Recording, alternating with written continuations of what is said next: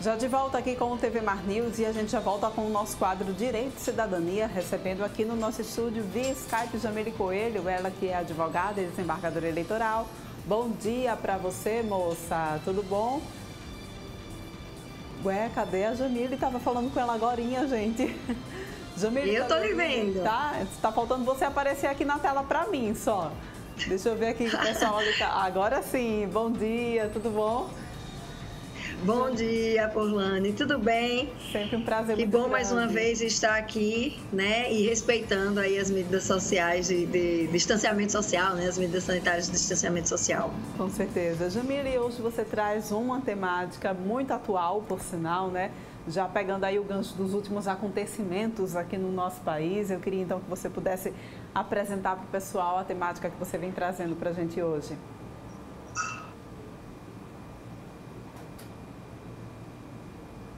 Acho que a gente teve um probleminha. Então, ontem, né?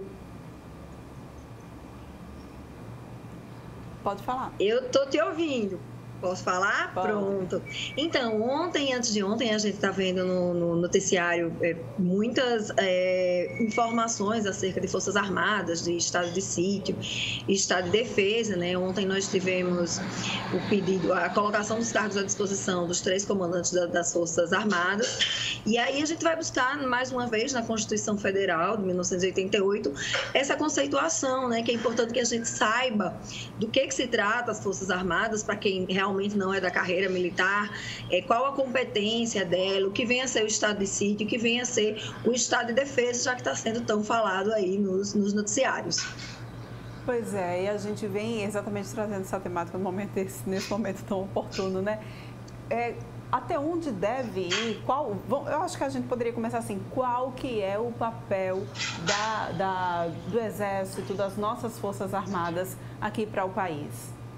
Então, as Forças Armadas, elas são constituídas pela Marinha, pelo Exército e pela Aeronáutica, né? São forças nacionais permanentes e regulares. Isso significa dizer que ela é uma força de Estado e não é uma força de governo. Ela é feita com base na hierarquia, na disciplina e sob a autoridade suprema do Presidente da República, né? Que é o chefe supremo. Abaixo deles estão realmente os comandantes da Marinha, Exército e Aeronáutica. E ela destina-se à defesa da pátria em casos de guerra, né? De guerra externa, a garantia dos poderes constitucionais, que a gente chama de legislativo, executivo e judiciário, por iniciativa de qualquer deles, né? E elas também se destinam à defesa da lei e da ordem, né? Bem verdade, Porlane, que há uma previsão de emprego das Forças Armadas para a garantia da lei e da ordem, isso no âmbito interno. Vamos falar mais sobre esse conceito, já que, graças a Deus, não estamos em tempo de guerra. Mas esse tema deve ser tratado com muito cuidado, porque é um caráter muito sensível, né? Quando você tende a empregar esse tipo de força. A gente teve, por exemplo, uma intervenção da União com as Forças Armadas no Rio de Janeiro há um pouco tempo, porque ali se viu que as forças militares e civis, né, as polícias civis, militares, corpos de bombeiros, que são subordinados aos governos do Estado, eles tinham esgotado todas as formas ali naquela época de combater tráfico, violência, assassinatos, enfim. Então, houve uma intervenção da União. Quando se fala em garantia da lei e da ordem, é nesse sentido. Mas a própria Constituição, ela estabeleceu algumas normas gerais sobre essa organização e o preparo e emprego das Forças Armadas através de lei complementar, certo? Então, na garantia da lei e da ordem, as Forças Armadas, por iniciativa de qualquer dos poderes, então, tanto o Legislativo, como eu falei, o Executivo e o Judiciário podem requisitar essa utilização, ela vai ocorrer de acordo com algumas diretrizes baixadas pelo próprio Presidente da República, após esgotar todos os outros instrumentos destinados a essa preservação da ordem e da incolumidade das pessoas, certo? Então, repetindo, as Forças Armadas, elas têm 3 funções: defesa da pátria, garantia dos poderes constitucionais e garantia da lei e da ordem. Desculpa, essa tossida. Acontece. E essas ações, elas visam sempre a proteção do Brasil, né, e a vida das pessoas que nele vivem. Pois é, eu acho que vale, fica muito claro quando você citou aí no início da nossa conversa, né, que as Forças Armadas, elas estão para defender o Estado, não para defender o governo A ou o governo B ou o governo C. E como que você enxerga, então, a saída na mesma hora de todos esses 3 comandantes das nossas Forças Armadas, Jamile? Olha, é lógico que existe um componente político, né? Como você disse, esses 3 comandantes estão subordinados à Força Suprema do presidente da República, mas não é uma coisa simples, né? A gente ouviu falar em estado de sítio, em estado de defesa. O estado de sítio, ele passa por algumas garantias constitucionais. Então, por exemplo, você pode ter no estado de sítio interceptação de comunicações, controle de imprensa, proibição de reuniões de grupos de pessoas, seja em ambientes privados ou em ambientes públicos, detenção e busca e apreensão sem autorização judicial, requisição de bens particulares. Então, o estado de sítio, tecnicamente, não pode ser comparado às restrições de medidas sanitárias, que já foi considerada constitucional pelo Supremo Tribunal Federal. Assim, existe um componente político. A gente torce para que a democracia seja respeitada e a estabilidade dos poderes constituintes e democráticos, que são Executivo, Legislativo e Judiciário. A gente, Orlando, vem conversando sobre a importância desse equilíbrio entre poderes, né? São os checks and balances, porque um poder fiscaliza o outro, cada poder tem uma função diferente. É importante que eles sejam preservados, inclusive para a garantia da ordem e da paz. E antes que seja decretado o estado de sítio, existe uma etapa que se chama estado de defesa. O estado de defesa, ele seria decretado com algumas medidas restritivas somente.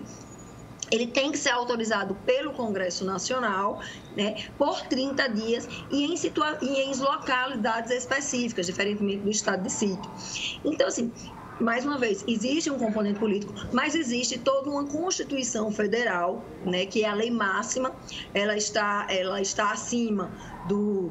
Na época que foi criada, inclusive, ela está acima do rei, então, assim, ela está acima de monarcas, ela está acima de presidentes, ela está acima de primeiros ministros, nos países que adotam o constitucionalismo, que é o nosso caso, um constitucionalismo, inclusive, escrito. Nós temos uma Constituição repleta de artigos que muitas vezes remetem a leis complementares que viabilizam isso.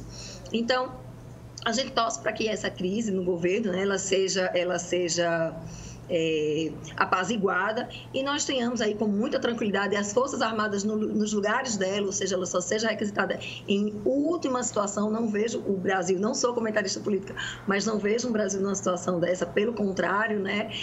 A gente tem conseguido aí avançar no plano de vacinação e a gente torce para que as coisas voltem ao normal, nesse novo normal que a gente está de pandemia, mas com muita tranquilidade, inclusive no ambiente político.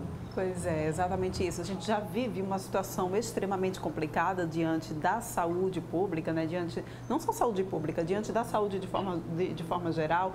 A gente já vive uma crise sanitária muito grande, atrelada a uma crise econômica. A gente não precisa de mais problemas com uma crise política ainda maior, envolvendo aí, inclusive, as nossas Forças Armadas, né? A gente espera que essa situação seja logo, então, resolvida. Jamile, muito obrigada pela tua participação aqui no TV Mar News. Mais uma vez, a gente volta a se encontrar semana que vem.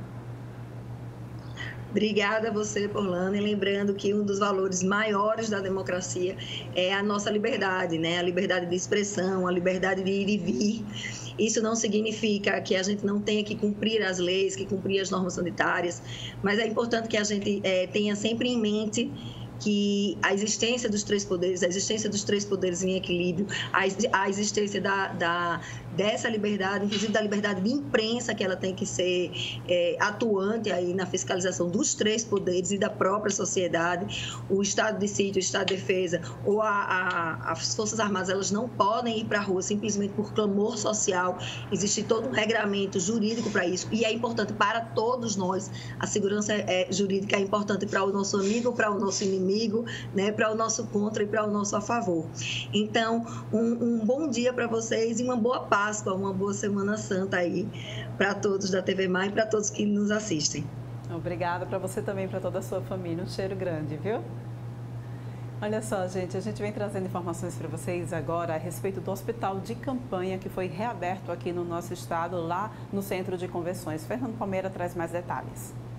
Governador Renan Filho, secretário de Estado da Saúde, Alexandre Aires, reabrem o hospital de campanha Celso Tavares, no Centro de Convenções Ruth Cardoso, com direito, inclusive, a uma usina de oxigênio. O hospital conta com 150 leitos. Chegamos a ter, no auge da pandemia anterior, 1.500 leitos em Alagoas.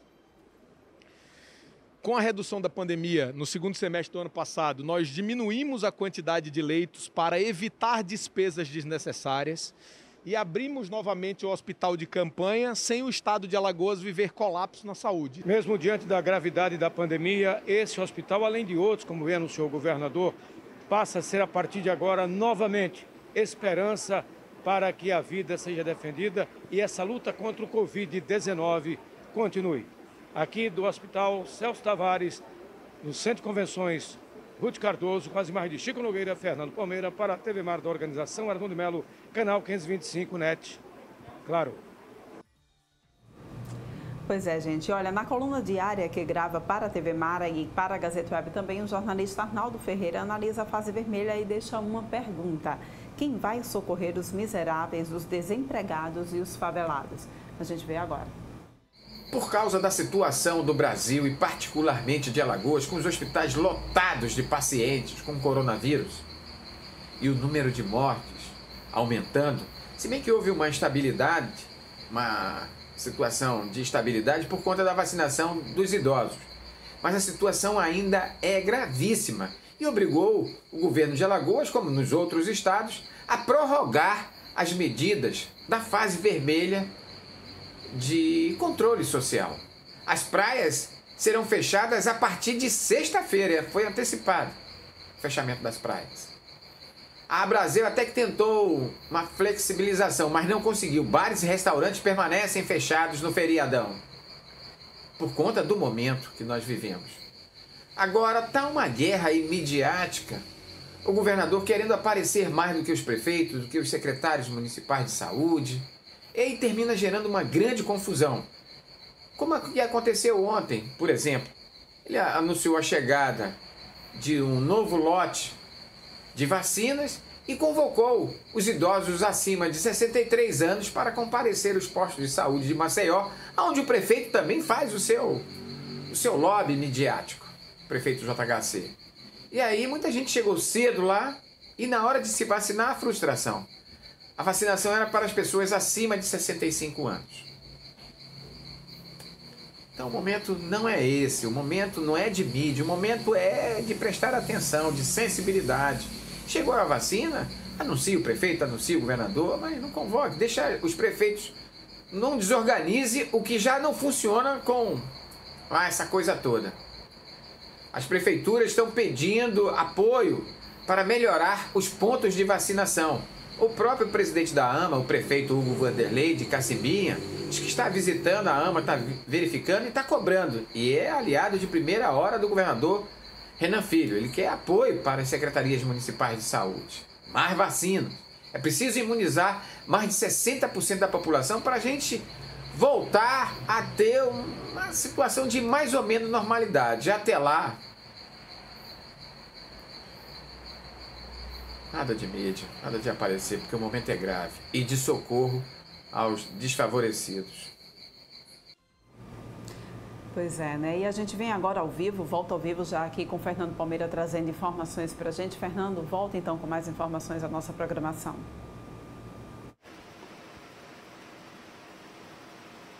Ok, Paulane, queria dar um abraço. Mais uma vez nós estamos aqui no estacionamento do Jaraguá.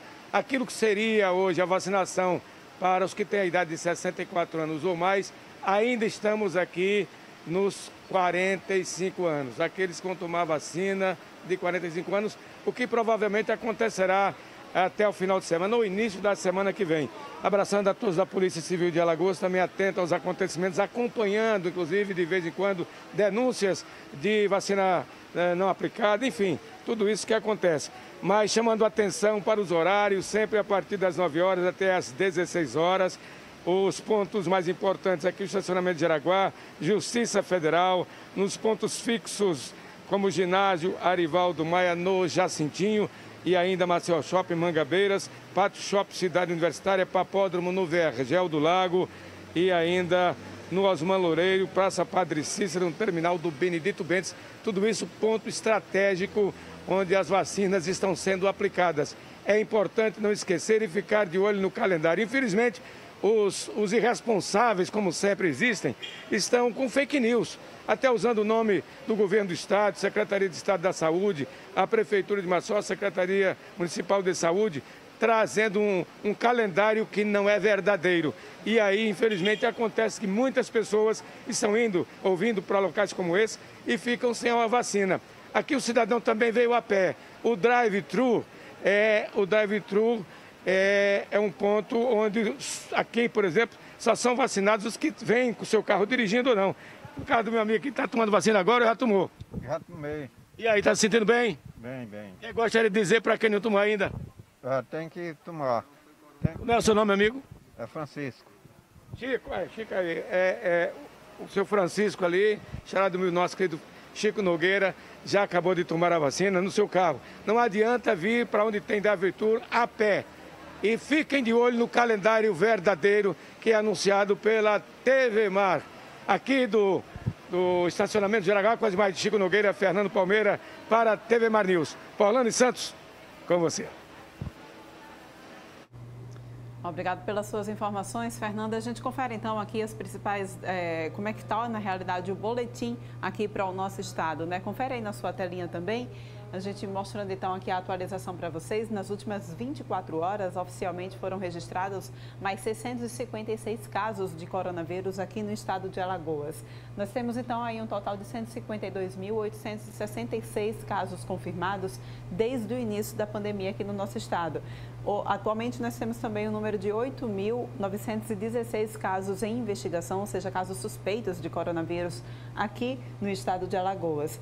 Temos um número também grande, consideravelmente ainda bem, né, também de pessoas que já se recuperaram dessa doença. 144.928 pessoas já se recuperaram da Covid-19. Nas últimas 24 horas, 22 pessoas morreram por conta da Covid-19 aqui no estado de Alagoas. E nós temos, então, um número desde o início da pandemia de 3.533 pessoas que já morreram de Covid-19 aqui no nosso estado, né? Foram 22 mortes confirmadas, 10 vítimas aqui da capital alagoana e 12 do interior do estado. As vítimas tinham entre 31 e 81 anos. Na próxima imagem, a gente mostra para vocês também a situação aqui da ocupação dos nossos leitos. 60% de ocupação, é um total dos leitos. Subimos, infelizmente, aí então para a ocupação dos leitos de UTI, 89% de ocupação, 50% de ocupação para os leitos de para quadros clínicos e 36% de ocupação das UTIs intermediárias aqui no nosso estado. Vale a gente ressaltar, gente, que o Brasil registrou nas últimas 24 horas 3.668 mortes. Até aqui já foram registradas 62.918 mortes em março aqui no nosso país, tá bom? Essas são as informações aqui a respeito do boletim, que a gente faz a atualização diária aqui para vocês. E a gente passa, inclusive, informações de mais uma pessoa que faleceu, uma pessoa pública que faleceu aqui no nosso estado, né? Faleceu no início da manhã dessa quarta-feira na unidade de emergência de Arapiraca, o vereador por Giraldo do Ponciano, Marcelo Araújo, de 38 anos. Ele foi mais uma das vítimas da Covid aqui no estado de Alagoas. É o quinto vereador que morre este ano desta doença aqui no estado de Alagoas, gente. Fica aí o registro, também a nossa solidariedade à família também e aos amigos do vereador, tá bom? Dessa maneira a gente vai então encerrando o TV Mar News de hoje. Muito obrigada pela tua companhia. A gente volta a se encontrar amanhã, 8h30, aqui no teu canal 525 da NET Claro. Até lá!